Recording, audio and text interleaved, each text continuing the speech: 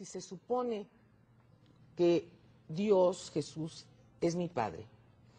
Bueno, cuando quiero hablar con mi papá, yo no necesito intermediarios, ¿verdad? Pues digo, no voy a llegar y le voy a decir a un tío, oye, dile a mi papá que quiero hablar con él, porque pues tengo línea directa con él, es mi padre. Entonces, si tengo yo línea directa con él, ¿por qué necesito de terceros? Los milagros solamente los hace Dios. Ah, qué bueno que lo Ningún aclara. santo, ninguna santa, ni la Virgen. Pero eso es muy de distinta ella, de la historia que a mí me ha contado mi mamá, o por lo menos las monjitas, y como yo lo escuché desde chiquitita. A mí me decían, a mí, conste que cada quien habla de cómo le ven la feria, que los santos y las santas eran los que hacían los milagros. Entonces, ahorita me está usted hablando de una situación radicalmente distinta que debo de reconocer me agrada. Claro, esta es la postura oficial de la Iglesia. Sin embargo, dentro de muchos grupos de católicos, lamentablemente por ignorancia, por falta de información, piensan que una imagen es la que les hace el milagro. Ninguna imagen hecha de pasta, de barro, de madera puede hacer ningún milagro. No es ninguna imagen. Ni la Virgen María ni ningún santo pueden hacer milagros, mucho menos objetos o rituales. Es únicamente Dios. Padre, pero por ejemplo, ahorita que está hablando usted de que Dios es quien hace los milagros, ¿por qué suceden fenómenos o situaciones, me refiero en específico a un santo, San Juditas? Cada 28 de mes la iglesia y de Reforma Hidalgo se desborda de una manera tremenda, la gente asiste, la gente le pone milagros, le prende veladoras, le reza, y si entonces no es el mismo santo, en este caso San Juditas, el que hace un milagro, intercede por uno, ¿por qué tanta manifestación de la gente? ¿Por qué tanto devoto asiste? Y no nada más me refiero a él, me refiero a muchos santos. San Martín de Porres. O al que se le reza San para Antonio, que que se lo ponen de cabeza para que agarre novio. O el del baile, que no Yo sé. creo que en todo esto... Y el San Benito. Sí, y el que se le bailan al San Ramón Nonato. En todo esto tenemos que decir entonces? que hay una religiosidad popular. No son cosas impuestas por la Iglesia, son más bien cosas que surgen desde el pueblo que la Iglesia tendría que tratar de educar. Por supuesto. Hugo, la Iglesia cristiana cree profundamente que es justamente Jesús quien hace estos milagros. No requieren de otras presencias para tener ese acercamiento con Jesús. No, aquí la enseñanza la tomamos directamente de la Escritura. Sí. Si tú crees. Para mí es impactante, personas que no son muy religiosas, no muy dadas a asistir a las congregaciones, y Dios les responde. No es algo mental porque se basan en un nombre y en un amor y una solicitud de corazón. En la televisión nacional, en la televisión en Estados Unidos, de habla hispana, ¿verdad?, en donde de repente, milagro, porque en una tortilla apareció la Virgen de Guadalupe. En una ventana. O en una ventana, o en el piso, en un ladrillo. Ese tipo de cosas. Y hacen un escandalote bruto, padre. Y las filas luego ya están ahí en la colonia, veladoras, llevan comida. O la que empieza a llorar lágrimas de sangre. Y no falta el que ya vende playeras, llévese su playera con la Virgen del Vidrio. ¿Qué pasa Yo allá? creo que Dios puede hacer milagros donde Él quiere. Donde quiera, pero no en cualquier parte. Este tipo de cosas son, me parecen incluso hasta obscenas, faltas de respeto. Que dependía mucho de la práctica y de la repetición de las costumbres, buenas costumbres, ¿no? Como la recepción de los sacramentos, cosas que nunca vamos a dejar porque son básicas, pero ofrecer oportunidades para los fieles a tener esa experiencia personal de que la pastora está hablando. Janet, ¿cuál crees tú que es la principal o las principales diferencias, no solamente en el fondo, sino en la forma, las principales diferencias de dogma y las principales diferencias en la manera en que ustedes celebran sus ritos? Hay muchas. Por ejemplo, los católicos tienen intermediarios para llegar a Dios diferentes a los que nosotros creemos y que está escrito en la palabra. Nosotros entendemos por la palabra que el único mediador entre Dios y los hombres es Jesucristo hombre, y que dice la palabra que todo lo que pidierais al Padre en el nombre de Jesús os será concedido.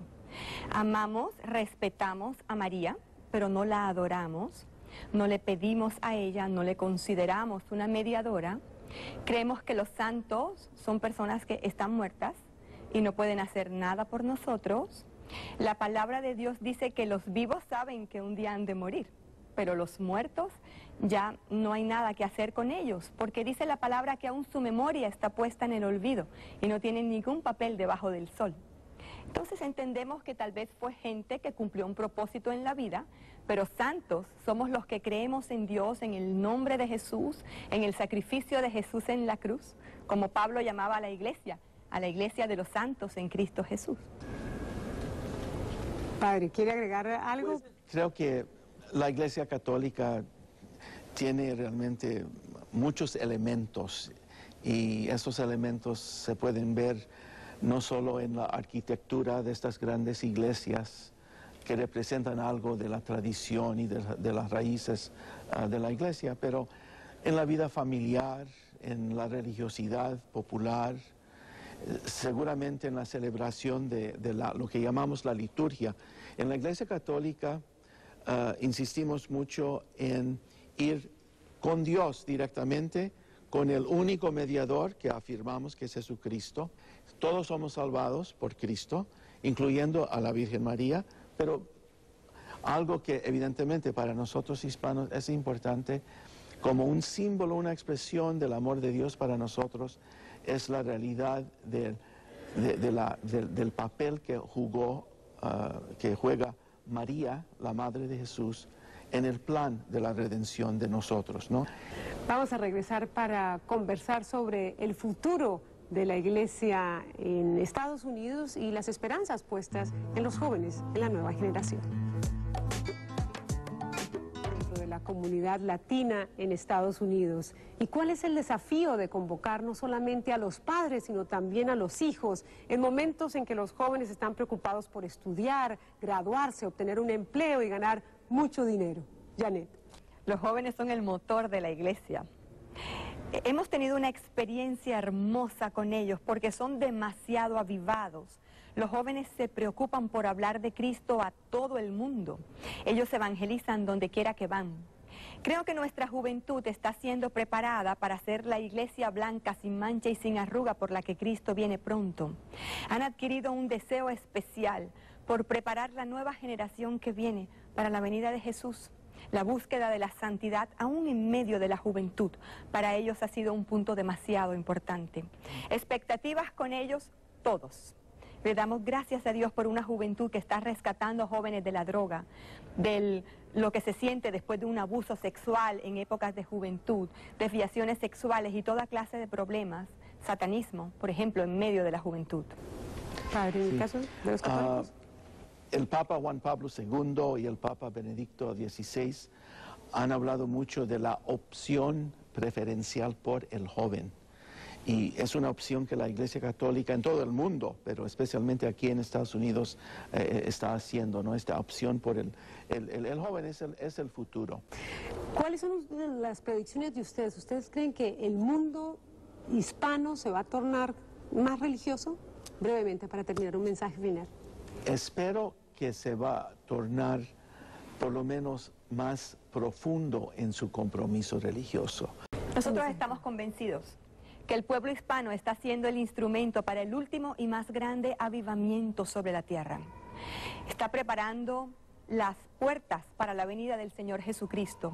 El pueblo hispano está siendo usado para los milagros que el mundo necesita ver para creer en Dios. El pueblo hispano está siendo el instrumento para que cada alma rinda su corazón y confiese que Jesús es el Señor y Salvador de su vida. El único camino, Jesús el camino, la verdad y la vida.